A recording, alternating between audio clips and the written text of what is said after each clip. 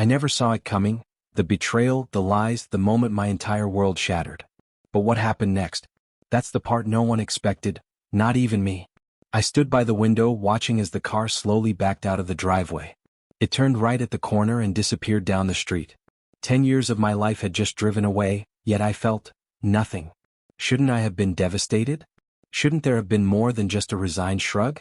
But all I could think was, well, I guess I should finally fix that dripping faucet. As I turned toward the kitchen, my mind replayed the last half hour like a scene from a movie I couldn't quite believe I was in. I had come home from work, expecting the usual routine, but instead I found my wife, Karen, sitting at the kitchen table, a full glass of wine in front of her. That alone was enough to set off alarms in my head. She was home before me, which almost never happened. Her job usually kept her late, sometimes an hour after I got in. And then there was the unspoken rule between us: whoever got home first started dinner. But the stove was cold. No pots, no pans, nothing. Just silence and that untouched glass of wine. Karen hardly ever drank. I barely stepped into the room before she looked up and asked me to sit down. Her voice was calm, too calm. I grabbed a beer from the fridge, took a seat across from her, and braced myself. "Mike," she began, her fingers tracing the rim of her glass. "I know you've noticed it too. Something between us hasn't felt right for a while now. I don't know what it is, whether it's me or you or both of us, but something's wrong." I opened my mouth, but she kept going. "I've tried to talk to you about it, but every time, you just tell me it's a rough patch, that things will get better. But I can't keep pretending like that's enough. I've decided, we need to separate." The words hit like a slap, but I barely flinched. "A separation?" I repeated, trying to process it. "Not a divorce," she clarified quickly. "Not yet. I just need some space. I need to step back, look at my life, figure out where this disconnect is coming from. And maybe you should do the same." I shook my head. "Come on, Karen. It's not that bad. Sure, we've had our struggles, but what couple hasn't? You don't fix problems by running away from them." She sighed, like she had already predicted I'd say that. "Talking won't help, Mike. Because as far as you're concerned, there's only one problem in our marriage. You think the issue is that we're not making love. And your solution? That I just give in and let you have me." Her words stung, but before I could respond, she kept going. "The truth is, there's so much more wrong. I don't want to be close to you anymore. I don't want you to touch me. And I don't even know why." That was when it really hit me. Whatever had gone wrong between us, it wasn't just about space. It wasn't just about her figuring things out. It was about me, how she felt about me. And for the first time, I wondered if this wasn't just a separation. Maybe this was the beginning of the end. "I still love you," she said, her voice steady but distant. "I love you just as much as I did the day we got married. But something is wrong and I don't know what it is." She sighed, looking away before continuing. "I need space, Mike. I need time alone to figure things out." I clenched my jaw, trying to keep my emotions in check. "So, you're just going to throw away 10 years of marriage?" She shook her head. "No, Mike. This isn't about ending things. I just think we need time apart." My stomach tightened as I noticed her keys already in hand. That's when I saw it. The car was packed. She had made this decision long before she sat me down. "I'm going to stay with my sister for a while until I find a place," she said. "I'll call you once a week to check in." And just like that, she stood up. "I have to go. I told Mary I'd be there by 7. No hug. No lingering glance. Not even the usual half-hearted kiss on the cheek. Just a swift turn and a quiet exit. And that, more than anything, told me exactly where I stood. Word spread fast. Within days, most of our friends knew that Karen and I had separated. Some offered sympathy, others tried to distract me with beers and small talk, but it didn't change the truth: I was alone. True to her word, Karen called me once a week. The conversations were always the same. "How are you doing?" she'd ask. "I'm managing," I'd say. "And you?" "I'm okay." And then every time I'd ask the only question that really mattered: "Are you ready to come home yet?" Her answer never changed. "Not yet." Weeks turned into months. 6 months to be exact. And with every passing week, something gnawed at me. The whole situation stunk. One evening, over dinner with my buddy Tom and his wife Tanya, I let my frustration slip. "I think I'm going to hire a private investigator," I muttered, swirling my drink. "Find out what's really going on with Karen. Either confirm the rumors or put them to rest." Tom and Tanya exchanged a glance. A small nod from her. Tom sighed. "Save your money, Mike." I froze. "What do you mean?" "The rumors are true," he said quietly. Most people know. They just care about you too much to say anything. The weight of those words hit me harder than I expected. Tell me what, I demanded. Silence stretched across the table. And that was it. That was the moment I knew. That night I made a list of everything I needed to do to cut ties with Karen for good. I wasn't going to rush. I'd wait for the investigator's report, just to have it in black and white. But when the truth was in my hands, I'd be ready. As I stared at that list, one more thought crossed my mind, something I hadn't allowed myself to consider until now. It had been nearly 16 months since I had last been with my wife. A full year of denial before the separation. Through it all, I had been faithful, clinging to the hope that we could fix things. But now that I knew what she was doing, I sure as hell wasn't going to keep waiting. I slipped the copies back into their envelopes and returned them to the safety deposit box. Unless Karen actually took the CDs out and inspected them, she'd never know they had been switched. Since I knew she was keeping tabs on me, I decided to play along. I casually grabbed my passport from the box and, as the bank employee slid it back into place, I made an offhand comment. Heading down to Mexico for a fishing trip, I said with a chuckle. I wanted to see if word would somehow make its way back to Karen. Then there was the matter of the line of credit. We had opened it together when we installed the swimming pool and hot tub. Even though the loan had been fully paid off, the credit line itself was still active, and both of our signatures were on the account. If I timed it just right, I could draw from it before she even realized what was happening. Looking back, I had wondered why Karen was so quick to pack up and leave me in our house instead of asking me to leave. At first, I thought it was just because she wanted the space she kept talking about. But now I knew better. She wanted me to believe she was coming back. She wanted me comfortable. Off guard.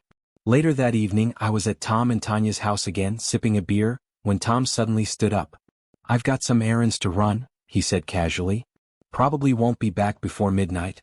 Catch you later." He headed for the front door. I heard it open then click shut behind him. That was the signal. Tanya took a deep breath, looked at me and said, "Rob, you heard us that night. When you stormed out of here during dinner." I shifted in my seat, but before I could respond, she raised a hand to stop me. "Just let me finish," she said. "You had every right to be upset. But you should know, we've talked this over for months. And now, well, we want something from you." I frowned. "What are you talking about?" She exhaled slowly, then met my eyes with a look I couldn't quite place. "To be blunt, Tom is sterile," she said, her voice steady. "And we want a child. We want you to give me one." My beer nearly slipped from my hand. I just sat there, stunned, staring at her, unable to form a single coherent thought. When I finally found my voice, I shook my head in disbelief. "You just said that you knew I wouldn't cheat on Karen." Tanya's lips curled into a small, knowing smile. "I did," she admitted. Then, as if to prove her point, she reached out and rested a hand on my thigh. "That was before you knew what she was doing," she added. I swallowed hard. She stood up and, without another word, started walking toward the bedroom. And after a moment of hesitation, I followed. The entire drive home, my mind replayed everything that had just happened. As I pulled into the driveway, a thought hit me. If Karen was keeping tabs on me, she'd eventually notice my frequent visits to Tom and Tanya. And if she was really watching closely, she'd see that Tom left while I stayed behind for several hours. The next morning, I called Tanya and laid out my concerns. She laughed softly. "Don't worry," she assured me. "No one will see Tom leave." I frowned. "What do you mean?" "He didn't leave," she explained. "He went down to his basement workshop and stayed there the whole time." I let that sink in. They had already accounted for the possibility that Karen, or someone she sent, might be keeping an eye on me. That evening, I met up with Tom again. As we sat on his back porch, he took a slow sip of his beer before speaking. "I don't know if you fully understood last night," he began, "but Tanya is an extremely sexual person." I stayed quiet, waiting for him to continue. My condition," he said, pausing for a moment, "has been driving her crazy. She's tried to be patient, Rob. She really has. But sooner or later she was going to cheat on me. That's just the reality." He let out a sigh, running a hand through his hair. "And I know she loves me," he continued. "If she ever stepped out, she'd do everything she could to hide it from me. But I'd know. How could I not? If she was getting what she needed, she wouldn't be climbing the walls." I nodded slowly. That was exactly how things had gone down. It wasn't something that had happened out of nowhere, it had been a long time coming. "The thing is," Tom said, looking straight at me, "this dragged on long enough for you to finally see the truth about Karen. And now that you do know, we both know what's coming next." I met his gaze, already knowing what he was about to say. Karen's history, he stated simply. There's no way you're taking her back. And he was right. There was no scenario where I forgave her. That frees Tanya and me up, Tom went on. We can finally be honest about what we need. Tanya wants a child and she needs consistency until the doctors can figure out a solution for me. Someone else has to provide that. He didn't need to say it outright. I knew exactly what he meant. 5 minutes later, I was deep inside Tanya for the second time that day. And Tom wasn't wrong, she was an extremely passionate woman. Before I even had time to catch my breath, she pulled a third round out of me. When we finally left the house, I walked them to their car. Tom shook my hand and Tanya leaned in, pressing a soft kiss to my cheek. We all agreed that the day had been a success. Anyone watching us from a distance would assume we were just talking about the upcoming barbecue on Monday. By Monday afternoon, I had a meeting scheduled with John Abbott, a lawyer from a firm I had been recommended. I was done waiting for Karen to make a decision. She'd spent months feeding me the same lines, calling just enough to keep me hooked, making me believe she was still figuring things out. If I confronted her directly, she'd likely try to gaslight me, tell me I was overreacting, that I was imagining things. Then she'd suggest meeting for a drink or dinner, where she'd try to talk me down, convince me to keep waiting. Not this time. This time, I wasn't waiting for her to come back. This time, I was ending it first. I agreed to meet Karen. I'd sit there, listen to whatever excuse or justification she had lined up, and then tell her I'd think about it. That would buy me a few more days, enough time for the checks from our line of credit to clear and for me to drain the checking and savings accounts. Just like I expected, the conversation went exactly as planned. She played her part, trying to convince me that we could work things out, that she still needed time to think. I nodded, acted unsure, and told her I'd consider everything she said. Meanwhile, I was already making my exit strategy. That night, Tanya called me. Her voice was softer than usual, filled with something different, something final. "Make love to the father of my child," she whispered. I froze for a second. "Are you sure?" "Positive," she said. "The home test told me Tuesday, and the doctor confirmed it this afternoon." I swallowed hard. "You're going to be a daddy, Rob?" That night, we only did it once, but it was long, slow, and filled with something deeper than just passion. When it was over, I pulled her close and kissed the top of her head. "It might be a while before I see you again," I admitted. "I'm going to put an end to this farce with Karen once and for all. And depending on how she takes it, I may need to lay low for a bit." Tanya ran her fingers down my chest and smirked. "Don't do anything too drastic, lover," she teased. "I'm going to need the father of my baby around." A few days later, Karen opened the door to a process server handing her an envelope. She looked confused at first, but as soon as she saw what it was, divorce papers, her face paled. She flipped through the pages, her eyes landing on the reason for filing: infidelity. Her expression went from confusion to horror in seconds. She looked up at me, then back at the wreck of a man lying half-naked in the bed behind her. She let out a shaky moan. "Oh my God." Then she collapsed into a chair and started sobbing. I didn't stick around. I had already done everything I needed to do. The savings accounts? Empty. The checking account? Drained. The line of credit? Maxed out. And the CDs in the bank deposit box? They were nothing but worthless fakes. By the time Karen realized what had happened, I was already gone. She frantically called everyone she could think of, trying to find me. But no one had answers. My boss, who knew the whole story, told her exactly what I had asked him to. He came in one morning, said he was leaving, and asked for his final paycheck. That's all I know. Karen was left spinning, searching for someone who could give her answers. But there was no one left to help her. A few weeks later, I was at a bar, enjoying a quiet drink, when I felt the unmistakable presence of someone storming toward me. I glanced up just in time to see Karen, her face twisted with rage, already mouthing off as she approached. "You think you can run from me, you scumsucker?" she spat. I sighed. I knew Karen too well. I could already see what was coming. Just as she swung at my face, I spun on my bar stool, grabbed her wrist mid-swing and squeezed hard. She gasped in pain, her body freezing at the unexpected strength behind my grip. I leaned in just enough for her to hear me clearly. "I have every reason in the world to hurt you, Karen," I said, my voice low and even. "So don't push me. Keep your hands to yourself, unless you want to feel what real pain feels like." Her eyes widened. For the first time she looked scared. I released her wrist and she yanked it back, rubbing the red marks left behind. Without another word, she turned and stormed out of the bar. I picked up my drink, took a slow sip, and smiled to myself. Karen was my past. My future? That was already waiting for me back home. I released Karen's wrist and took a slow breath, keeping my tone measured. So, you plan to drag this out in court? I asked, tilting my head slightly. That's fine by me. Go ahead and countersue. But let's be honest, you know how this will go. A good lawyer can stall the process for 6 to 8 months, and during that time, you'll be paying through the nose for legal fees. I let the words settle before adding, can you really afford to bleed money just to walk away with nothing? Her expression wavered, but she quickly put on that familiar defiant look. I wasn't buying it. I have everything I need to fight you in court, I continued. If I win, you'll be left with next to nothing. Worst case scenario for me? The judge orders us to split the assets. I'll say, okay, Your Honor, and walk out the door while you and your lawyer wait for a payout that will never come. Her nostrils flared, but she didn't argue. She knew I had her cornered. Then, as if something suddenly clicked, her eyes darkened, and she tried to regain control of the conversation. This has to do with what happened to Adam, doesn't it? She sneered. I shook my head. What you think you know and what you can prove are two very different things, Karen. I leaned in slightly, lowering my voice.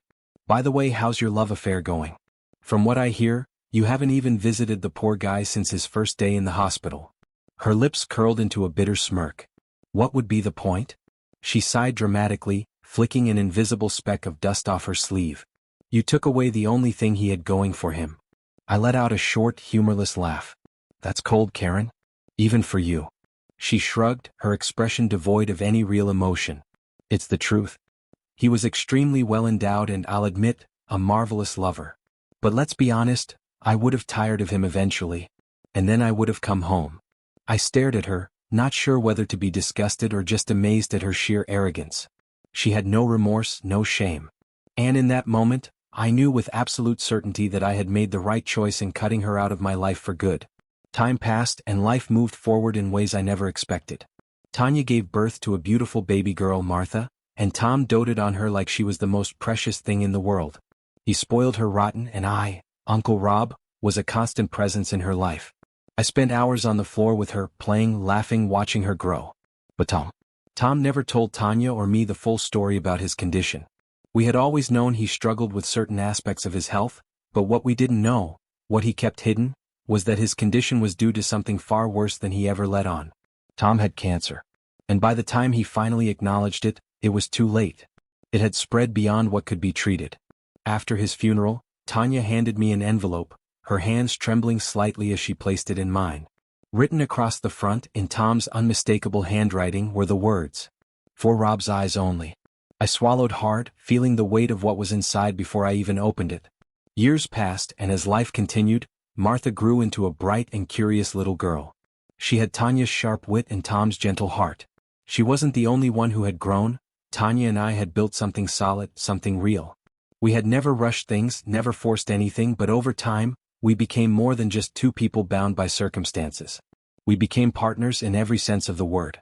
Martha grew up alongside my own children, two incredible kids who found their own passions in life.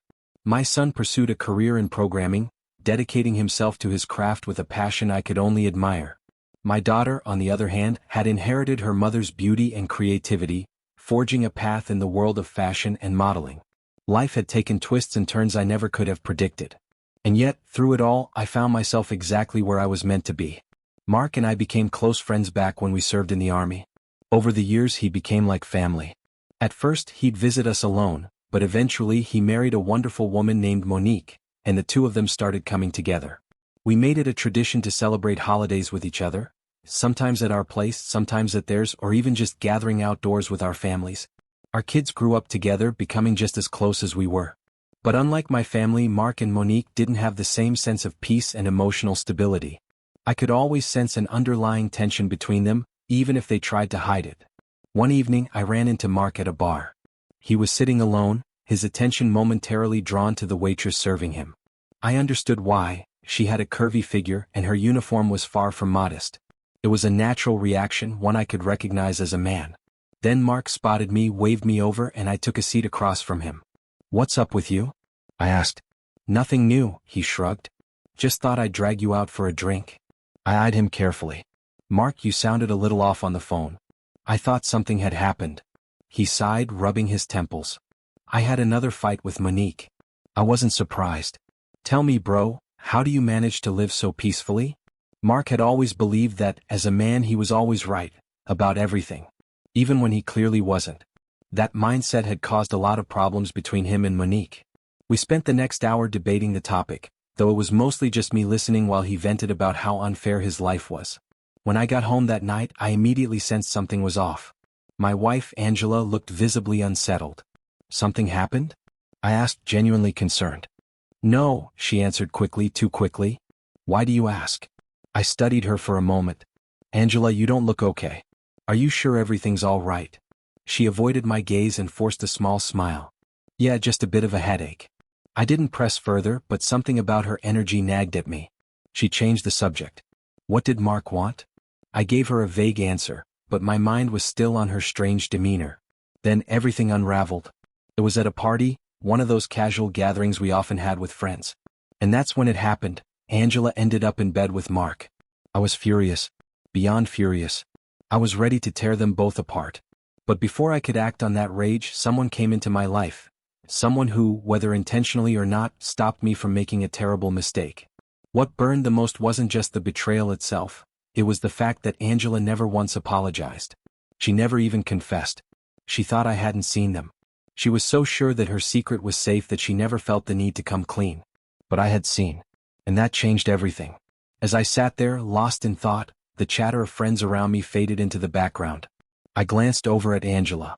She was smiling, talking, acting as if nothing had ever happened. She had no idea that I knew. No idea that I was just waiting for the right moment to decide what came next. Thank goodness, I replied. We were so worried. Mark is losing his mind over this too. I think he's afraid that, because of everything going on, we won't be able to have the celebration at your place. Monica sighed on the other end of the line. Is that all he's worried about? I asked, a little surprised, and honestly dismayed. No, that's not what I meant, she said quickly. But before she could elaborate, I heard another voice in the background. All right, Monica, the doctor's calling me, I interrupted. I have to go. I hung up and turned toward the doctor, my heart pounding. Please let this be nothing. Let it just be a fluctuation in blood pressure, something caused by the weather or stress. The moment the doctor opened his mouth, I knew it wasn't nothing. Peter, who had been silent this whole time, finally spoke. Angela, he said, his voice carefully measured, they suspect you have cancer. Angela's breath hitched. What? She whispered, her face losing what little color it had left. A heavy silence fell over us as we both struggled to process the words. Neither of us wanted to believe it. The hope that this was all some kind of mistake still flickered inside me, refusing to be extinguished. I told you, I said, my voice shaking. I told you it was important to get checkups more often. Peter placed a hand on my shoulder, his face filled with sympathy, but I barely noticed. Angela swallowed hard and forced a weak smile. But you know I hate hospitals, she murmured. I took her hand in mine, kissed it gently, and squeezed it in reassurance. That night, exhausted beyond words, I finally drifted into sleep. I was jolted awake by loud, insistent knocking at the door. My mind, still foggy with exhaustion, scrambled to make sense of what was happening. My first thought was that something had happened to the neighbors. But when I opened the door, I saw Monica standing there, still pounding her fist against the wood. She nearly swung right into my forehead when the door suddenly opened. What happened? I asked, my voice still thick with sleep. Oh, so you don't know? She spat, her eyes blazing. Something in her expression sent a cold chill down my spine. I didn't want to believe what she was about to say. But deep down I already knew. Monica didn't mince words. She laid it all out, what Mark had done. What Angela had done. I felt my blood turn to fire. My vision blurred as rage pulsed through my temples. I wanted to believe it was a lie. That Monica had gotten it wrong. That there was some explanation. But why would she lie? Why would she make something like this up? I clenched my fists so tightly my knuckles turned white. I wanted to tear both of them apart. Mark. And my wife. I couldn't sit still any longer. The rage, the betrayal, the sheer disbelief, I had to confront her. Get ready, I told Monica, already throwing a jacket over my pajamas. We're going to the hospital. Still reeling from what she had witnessed, Monica nodded, dazed but determined. When we arrived, she was right behind me, practically vibrating with anger. The moment we stepped inside, she lunged at Angela, grabbing for her hair, her fury spilling over. It took a team of nurses and orderlies to pull her away, the commotion drawing eyes from every corner of the ward. "You stay here," I told Monica firmly as we reached the hallway. "No way," she shot back. "I want to look her in the eye. I want to hear her excuses." Just then a nurse blocked our path.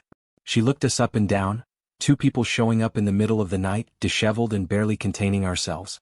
"Let me in," I demanded. "I need to see my wife." The nurse shook her head. "She's under sedation right now. You won't be able to." "She knows I know," I interrupted, my voice a low growl. "That's why she's under sedation. And that's exactly why I need to see her." The nurse hesitated. She looked at me carefully, trying to gauge if I was a threat. "It's better for you to leave," she finally said. "But I'm her husband," I pressed. "I just want to sit with her. I promise nothing will happen." There must have been something in my voice, something raw, something real, because after a long moment she relented. "I'll be back later," she said, stepping aside. I walked in, closing the door behind me. The room was dimly lit, the beeping of machines the only sound filling the space. Angela lay there, sedated but not asleep. Her breathing was slow, her face pale, her body weak. I took a chair and sat down beside her. At first I said nothing. I just watched her. Studied every wrinkle, every familiar detail of the woman I had once loved. The mother of my children. The person I had given my life to. After what felt like an eternity, I finally spoke. My voice was calm, too calm. "You know," I murmured, "if you had confessed the next day, if you had begged for forgiveness, maybe, just maybe, things would have been different."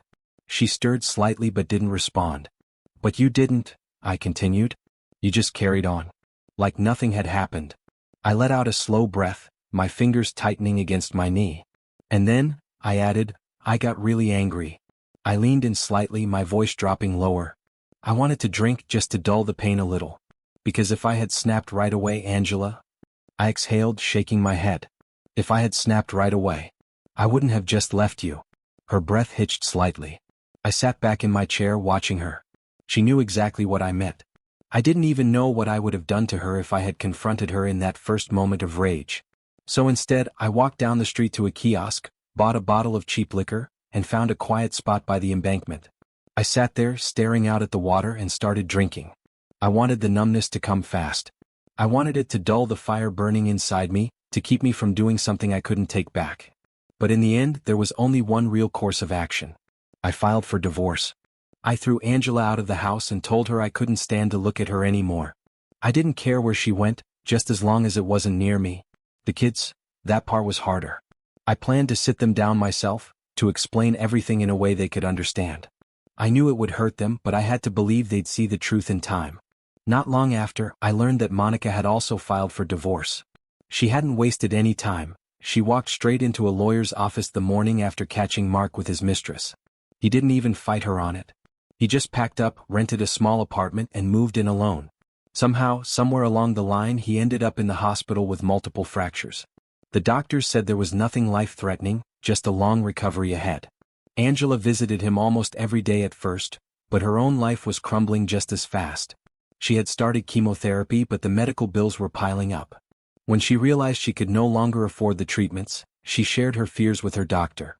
To her shock, the doctor told her that an anonymous donor had already covered the cost. She never found out who it was. Whoever they were, they had given her a second chance at life. But it didn't change the fact that her world was falling apart. At first, Mark's mistress stayed by his side. But as Angela's illness progressed and the effects of her treatment changed her appearance, Mark's mistress began pulling away. She had never really loved him. She had loved the way he looked, the way he carried himself. But once his body weakened, once the fun had faded, she lost interest. She started going out, drinking, partying, sleeping around. Naturally, Angela fought with him about it. And then one day she just disappeared. Vanished without a trace. What stunned me most wasn't that she had left, but that Mark hadn't even looked for her. When I asked him why, he just shrugged as if it didn't matter. Something inside me snapped. Without thinking, I swung my fist, hitting him so hard that he fell backward, knocking his chair over as he crashed onto the floor. For a moment he just lay there, blinking up at me in shock. And for the first time since this whole mess began, I finally felt a little bit of justice.